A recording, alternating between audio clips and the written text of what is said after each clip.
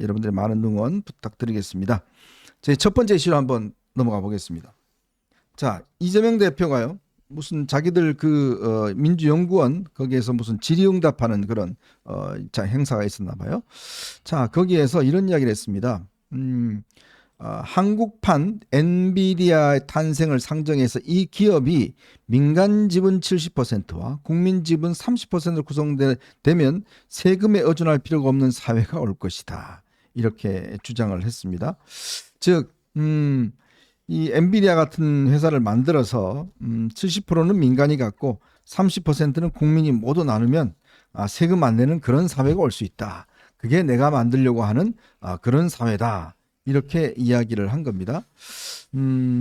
참 대단한 발상 같습니다. 그러니까 이재명 대표가 대통령이 되면 엔비디아 같은 회사 만들어서 30%를 국민들한테 나눠주면 국민들 세금 하나도 안 걷고 그런 나라를 만들 수 있대요.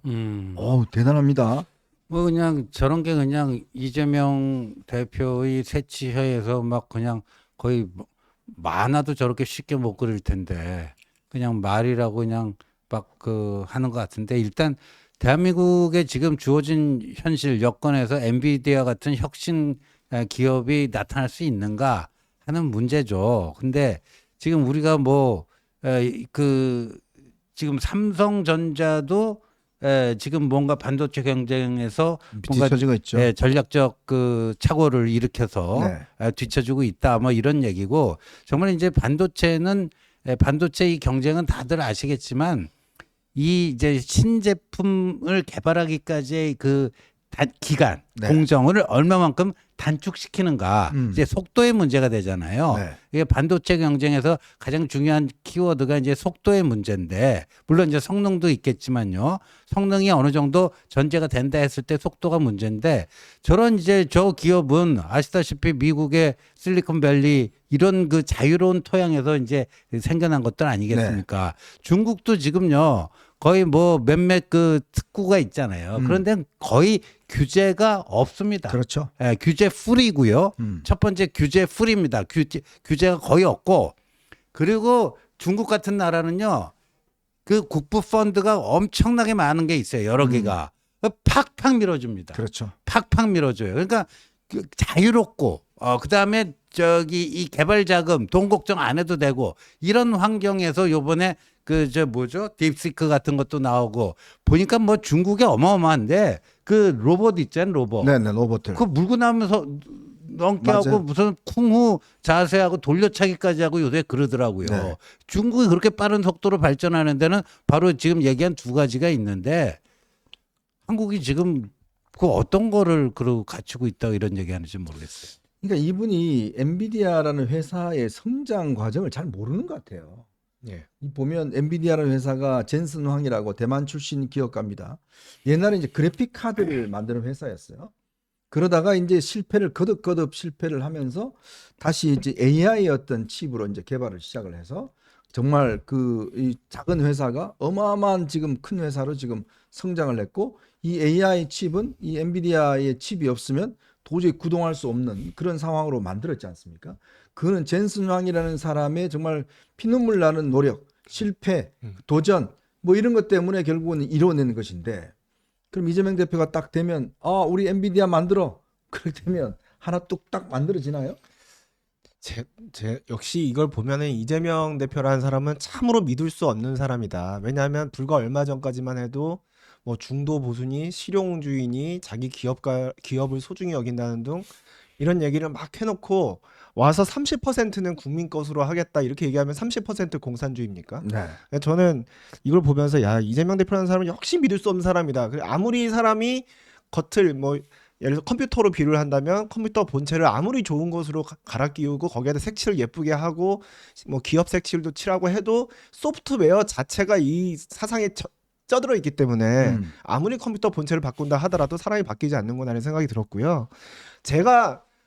저는 젠슨 황에 비하면 턱없이 부족한 사람입니다만 만약에 제가 젠슨 황의 자질을 가지고 있는 사람인데 이런 이재명 대표가 대통령이 되거나 아니면 그 이재명의 민주당이 정책을 좌지우지하는 그런 대한민국에 살고 있다면요. 저는 일단 그 나라에서 엔비디아 같은 회사를 만들 생각을 안 할 겁니다.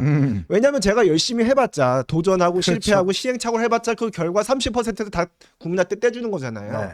제가 굳이 왜 노력을 할까요? 그리고 제가 만들었다 손 치더라도요. 거기서 30%를 대체 어떻게 뺏겠다는 거예요.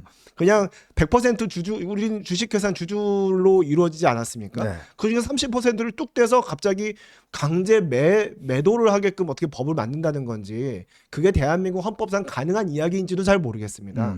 어쨌거나 이재명 대표라는 사람이 가지고 있는 기업에 대한 관점 그리고 그분이 가지고 있는 그 자유시장 경제에 대한 관점은 이미 우리 대한민국 헌법과는 조금 부합하지 않는 측면이 있는 것 같아요. 자, 이게 이제 우리가 스타트업이라고 그러지 않습니까? 요즘은 첨단 기업들 만든 건 이제 스타트업에 시작을 해서 정말 자유롭게 개발하고 또 그 개발에 대한 성과를 온전히 본인들이 이제 가져가고 결국은 이제 사회적으로는 고용과 법인세라든지 이걸로 이제 돌려주는 네. 이제 그러한 무한 경쟁이 있는 곳이 이제 바로 미국입니다. 그래서 많은 젊은이들이 미국을 한 이유는 뭐냐면 정말 거기서 열심히 노력하면 이 기업을 정말 이 발전시킬 수 있는 이 시스템이 돼 있다는 거잖아요. 그렇기 때문에 미국에서 이제 창업들이 많이 일어나는 것이고 많은 인재들이 몰리는 것인데 지금 우리나라 단적으로 생각해 보십시오. 얼마 전에 민주당이 이 반도체 특별법 때문에 진짜 이 업계에 있는 분들이 지금 SK 하이닉스나 그다음에 이제 이 삼성에서 가서 정말 눈물로 호소를 했습니다. 제발 이 52시간제 좀 풀어주라. 지금 중국이나 미국은 진짜 밤을 새워서 그 연구에 아주 중요한 이 있을 때는 집중적으로 할 수 있도록 한다. 그래야 반도체가 뛰어넘을 수 있지 않느냐. 근데 우리는 52시간제 딱 멈추면서 지금 도저히 따라갈 수가 없다. 그래서 이것 좀 해달라고 그랬는데 민노총 때문에 못 한다는 거예요. 자, 이렇게 경쟁을 다 족쇄를 세워놔놓고 그러면 우리 기업들한테 지금 경쟁해라. 그리고 너네들 잘하면 30% 떼와. 30% 국가로 가져올 거야. 이러면 누가 대한민국에서 기업을 하려고 그러겠습니까? 기업의 가장 근본적인 어떤 토대, 즉 경쟁을 통한 본인들의 어떤 스스로의 이익 창출 이런 어떤 원리들을 전혀 모르고 있는 것 같아요. 그래서요. 저 이재명의 저거를 암만 선의로 이해한다 할지라도 아니 그러니까 뭐 아무것도 없는데 저거를 뭐 강제 30% 지분을 특정 가격에 강제 매각을 시킨다 그러면 이게 이미 자유시장 경제가 아닌 거죠. 네, 맞습니다. 뭐 그 저 과거 그 뭐 그 공산권의 뭐 계획 경제 뭐 이런 거고요. 그럼 이미 자유민주주의를 포기한 나라고 우리 헌법에 그 소유권을 이거 부정하는 거고 그런데 이제 가장 좋게 저기 하면은 이제 보면 그 세계 각 나라에 그 국부 펀드라는 게 있어요. 네. 그리고 우리나라도 뭐 국민연금에 그 연금 기금 운용본부라는 게 있잖아요. 그러니까 그런 거 가지고 공적 자금 가지고 예, 투자를 하면서 일정 지분을 가질 수 있는 거죠. 그렇죠. 예, 그거는 있어요, 지금. 그건 가질 수 있어요. 근데 그거를요 정부가 뭐 투자했다고 그래서 뭐 국영기업처럼 감나라 대추나라 뭐하다 뭐 경영과 뭐 이렇게 기술 혁신 이런 데 간섭하기 시작하면요 그건 완전 말짱 꽝이 됩니다. 그러니까 돈만 내고 이분 봉해야 돼요.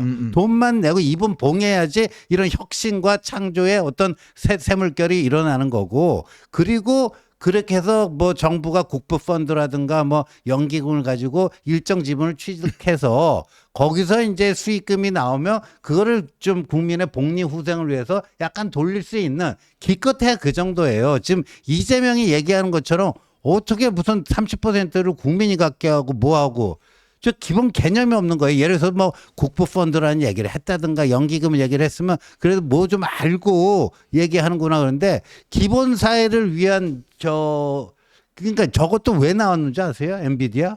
네. 기본 사회 얘기하면서 나온 거예요. 그렇죠. 기본 사회.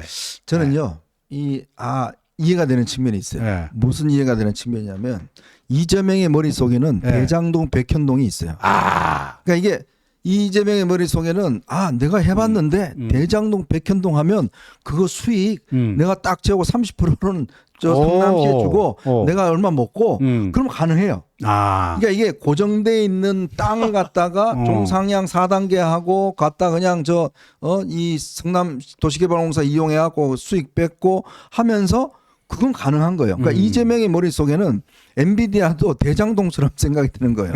내가 개발해갖고 거기서 얼마 떼먹고 얼마는 성남시에다가 퍼주고 김만배 때 좀 김만배한테 좀 주고 퍼주고, 김만배가 젠순왕이 되는 거예요. 그렇죠. 또 퍼주고 그러니까 이 사람 머릿속에 기업이라는 거는 고정돼 있는 어떤 이런 그 상황들 그걸 이용해서 수익을 내는 그거밖에 없기 때문에 세상에 기술력이요. 어떻게 하루아침에 정부가 막 한다고 기술력이 나옵니까?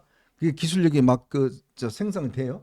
안 되지 않습니까? 삼성이나 현대가 왜 됐겠습니까? 정말 정부가 밀어주고 오랫동안 정말 이 기업가들이 기업가 정신으로 열심히 했기 때문에 기업이 만들어진 거잖아요. 근데 본인은 대장동 백현동 해갖고 정말 헤쳐먹으면서 어떻게 엔비디아를 저걸 한다라고 할 수 있는지. 그러니까 지금 이재명 대표 지금 아우 저 대단하네요 저. 지금 시의적절하게 네. 화면이 좀 엎어버리잖아요. 아니 저게 엎어버려. 제가 느끼기에는 저게 지금 이재명 대표의 기업을 대하는 방식입니다. 아. 그러니까 이재명 대표는 자유시장 경제에서의 기업을 본인이 그냥 확 다 뒤집어 버려서 그냥 알아서 일어나려면 일어날 테지 하는 정도로 취급하고 있어요. 네. 지금 이번에 그 30% 공산주의라고 제가 아까 말씀드렸는데 그것뿐만이 아니라 지금 아까 신지호 의원님 말씀하셨던 연금 문제도 실제로 이제 디테일하게 시장 경제에서 연기금이 작동하는 방식을 보면 이게 까딱 잘못하면 사회주의로 넘어갈까봐 얼마나 조심하고 있는지 알 수 있습니다. 그러니까 네. 연금 사회주의라고 하는데 지금 우리 대한민국이 가지고 있는 연기금이 있는데 그 연기금 여기저기 민간 기업에 투자를 하고 있거든요. 그래서 지분이 상당히 있습니다. 근데 그 의결권을 무제한적으로 행사를 하면 국가가 민간 기업을 좌지우지할 수가 있는 거예요. 그렇죠. 그렇게도 하지 못하도록 심지어는 정부가 엄연히 그냥 적법하게 가지고 있는 주식인데도 마음대로 의결권 행사를 하지 못하도록 그 의결권 행사를 제한하는 여러 가지 프로토콜들을 그 국민연금공단 안에 두고 있습니다. 네. 위탁을 하게 하고요. 그래서 가급적 민간 기업을 정부가 좌지우지하지 못하게. 만약에 그렇게 되면 연기금 사회주의라고 해서 그게 혹시 시장 경제를 그르칠까봐 두려워하기 때문에 최대한 조심스럽게 연기금도 운영하거든요. 그런데 30%를 세상에 그냥 기업가를 가져가겠다니 그게 기업을 대하는 제대로 된 자세입니까? 그 지금 우리 유지아 변호사 얘기한 게 그 이명박 정권 때요. 곽승준 그때 국정기획수석이 네네. 연기금을 이용해서 뭐 경영에 조금 뭔가 비스무리한 얘기를 했는데 맞아요. 주식시장이 요동을 쳤어요. 맞아요. 네. 예. 그 정도로 민감합니다. 정부 개입에는. 예. 참 이게 이재명 대표의 이 기업관이 참 이렇구나. 지금도요. 이 엔비디아 같은 경우는 젠슨 왕이라는 사람이 지분이 원래는 창업자의 지분이 꽤 한 20%인가요? 넘었는데 지금은 한 3.5%밖에 되지 않습니다. 다 이제 주식을 통해서 다 일반인들 많이 가지고 있고 이번에 우리 국민연금이 수익을 엄청나게 올렸어요. 그 이유가 뭐냐면 바로 엔비디아에 투자를 했기 때문에 수익을 많이 올렸습니다. 작년에 160조 수익을 네. 투자 수익이 어마어마하게 하여튼 수익을 많이 올렸어요. 이제 그런 방식으로 이제 하는 건데 예전에 아마 여러분들 그 소련이 망한 이유가 보면 공산주의를 했지 않습니까? 그때 이 집단 농장을 했잖아요. 그렇죠. 국영 농장, 집단 농장을 했는데 그다음에 이제 조그맣게 본인들한테 텃밭을 운영하도록 했어요. 근데 나중에 보면 이 집단 농장은 다 망해버렸어요. 아무도 안 돌보는 겁니다. 그죠? 다 망해버렸어요. 근데 오히려 텃밭 개인이 다니는 텃밭에서는 정말 최고의 최상급의 채소가 나온 거예요. 네. 그러니까 이걸 보면서 야, 이 집단 농장을 하는 게 얼마나 이게 지금 비효율적인가 이런 걸 느꼈듯이 그러니까 이재명 대표의 머릿속에는 기본 사회 그러니까 뭔가 막 그 있는 거 그러니까 뭘 만들 생각이 아니라 있는 거를 뺏어 갖고 요거를 나눠줘 갖고 5년 동안 내가 나눠주면 그게 바로 대표적인 게 지금 경기도입니다. 경기도 여러분들 지금 막 경기도가 이재명 때 뭐 그래도 괜찮았고 돈 나눠줬고 하죠. 지금 경기도 적자가요. 장난 아닙니다, 지금. 경기도가 그 이재명 때 적자 때문에 사실은 김동연 이 지사가 굉장히 어려움을 겪고 있는 게 바로 이재명 때 퍼준 재산. 그 다리 있지 않습니까? 저기 일산에서 넘어오는 그 톨게이트. 맞아요. 톨비. 그거 뭡니까 도로공사인가요? 그때 무료로 했다가 그거 손해가 어마어마하게 많이 봤어요. 딴 것도 마찬가지지만 지금 그것 때문에 경기도가 너무너무 어려워요. 맞습니다. 그러니까 이재명이 손을 대면요. 그 마이다스의 손이 아니고 마이너스의 손이다. 이런 거고. 그러니까 제가 늘 강조하지만 이재명은 기본 사회를 얘기하기 전에 본인부터 기본 인간이 되는 네. 이거를 먼저 하는 게 훨씬 빠른 길이다 그런 생각이 듭니다. 얼마 전에는 뭐 본인이 뭐 기본 인지 안 하겠다고 그러더니 곧바로 또 이 기본으로 돌아갔습니다. 자꾸 왜 그런가 가만 보니까 기본이 없으니까 자꾸 기본을 찾는 것 같아요. 그렇죠. 네, 기본이 없기 때문에 자꾸 기본이 생각나는 것 같습니다. 우리 기본 이재명님 기업을 어떻게 하면 성장할지 다시 한번 배워봐야 되지 않을까 그런 생각이 듭니다. 자, 저희는 두 번째 이슈로 한번 넘어가 보겠습니다. 여러분 보시면서요 구독과 좋아요 알림 꼭 부탁드리도록 하겠습니다.